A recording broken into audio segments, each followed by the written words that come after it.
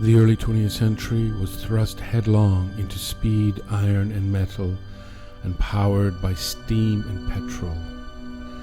A heavily mechanized time featuring new technologies and innovations. It was an exciting time, a dangerous time, a time of social upheaval, but one thing is for certain, it was a glorious time for art.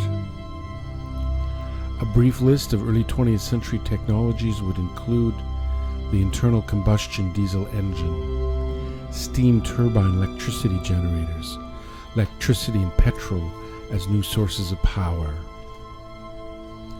the automobile, the bus, tractor, and airplane, telephone, typewriter, and tape machine, chemical industry's production of synthetic materials, dyes, man-made fiber and plastics. New engineering materials would include reinforced concrete, aluminum, and chromium alloys. In mass media and entertainment, advertising and mass circulation of newspapers, the gramophone, cinematography, the first Nickelodeon movie theaters. In sciences, genetics, Freud's psychoanalysis, and of course Einstein's special theory of relativity. Let's not forget also World War I, the first war of weapons of mass destruction.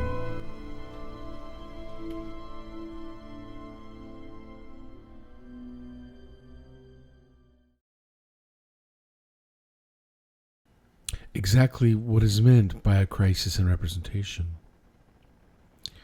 In a world increasingly faster, more mechanized, more unstable, more violent, how do you depict reality in art? How do you depict anything at all?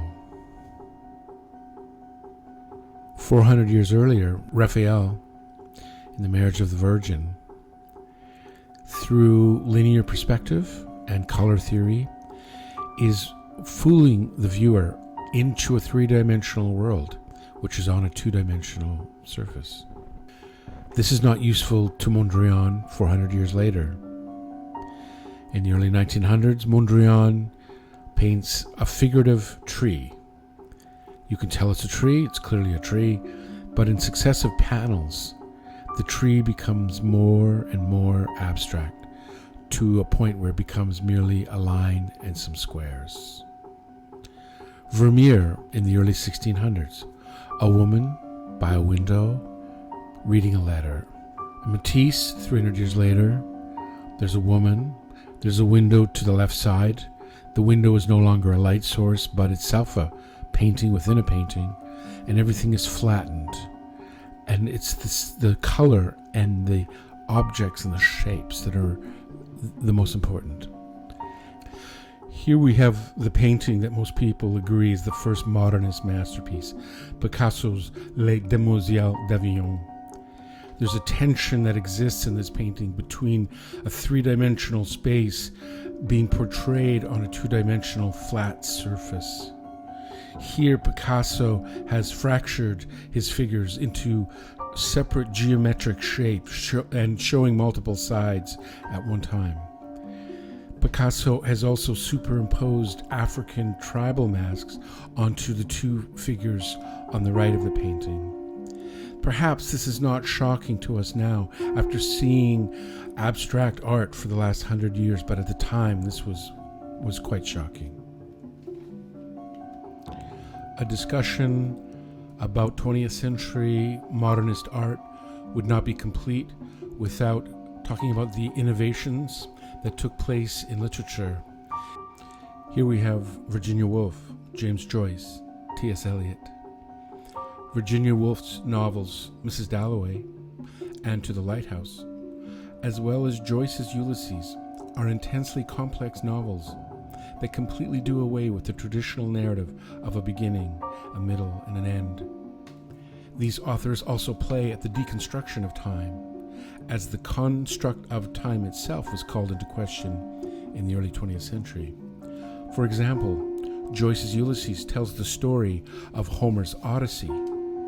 However, Homer's story tells of the 10 years it took for Odysseus to get back home after the Trojan War. In Joyce's novel, he compresses these 10 years into a single day in the life of an ordinary Dubliner named Leopold Bloom. Now this brings us to perhaps one of the most famous pieces of music of the 20th century. This is Stravinsky's Rite of Spring. If you were to poll 100 different musicians and you ask them, what's the most famous piece of music of the 20th century? 90% of them, I guarantee you 90% of them would say The Rite of Spring. The Rite of Spring is like Woodstock. What happened in 1969 in upstate New York was so culturally important that everybody lied about being there. Everybody lied about being at Woodstock. And so there are lots of accounts of people who claim to have been at the premiere of The Rite of Spring in May of 1913. Later to be proven that they weren't there at all. But they fancied being there. It was just such a huge occasion. Stravinsky had been living in Paris for a few years, and he was commissioned by the Ballet Russe. His friend Diaghilev was the impresario of the Russian ballet who had emigrated to Paris. Stravinsky, this piece was widely anticipated, and it had sold out, and months in advance there were posters all over Paris about this premiere of Stravinsky's new ballet, La Sacre du Printemps, The Rite of Spring. The piece caused such discomfort and was so unbelievably revolutionary in its own way that the people up in the balconies started arguing with the people down in the general seating, and some bottles were thrown, and eventually a riot broke out. And artists and aristocrats, the artists were rebelling against the bourgeois. People were yelling that the piece was just noise and chaos. Stravinsky was just totally bemused by this whole thing. But for certain, this is one of the great cultural moments of the 20th century. Talking about a crisis in representation, Stravinsky's Rite of Spring answers the bell on every criteria you can throw at it. For example, how do we traditionally represent spring? Well, we represent spring with cool running water and daffodils and butterflies and pussy willows and water lilies. To Stravinsky, no, it's the opposite of this. Spring is actually quite violent. In particular, the Russian spring, the snow melts up in the mountains and it rushes down, and you get these floods and these avalanches, and the earth has been crusted and frozen over, and now it's thawing and it's creaking and cracking open, and things are trying to get up from under. The program of the ballet, the story that the ballet represents, is an ancient tribe, and in the springtime the elders of the tribe get together and they agree that they have to make a sacrifice to the gods so that there will be equal parts rain and sunshine, and the gods will give them grain to grow and, good hunting, etc. So they decide they have to sacrifice a young girl from the tribe. And that's the story of the ballet. The sections of Rite of Spring that I'm going to give you are the most famous. The most famous is the very opening, a solo bassoon playing a high C. What a bizarre way to start a major orchestral piece. This high bassoon playing a very, very high rubato melody. The other famous scene is about 3 minutes into the ballet. We get this repeating chord. That is an E flat dominant 7 superimposed over an E major triad. And from the shapes of this chord, Stravinsky goes on to build an entire section. It's absolutely brilliant. I urge you, listen to the audio I'm going to send. Go read along with the score, and I'll send some questions.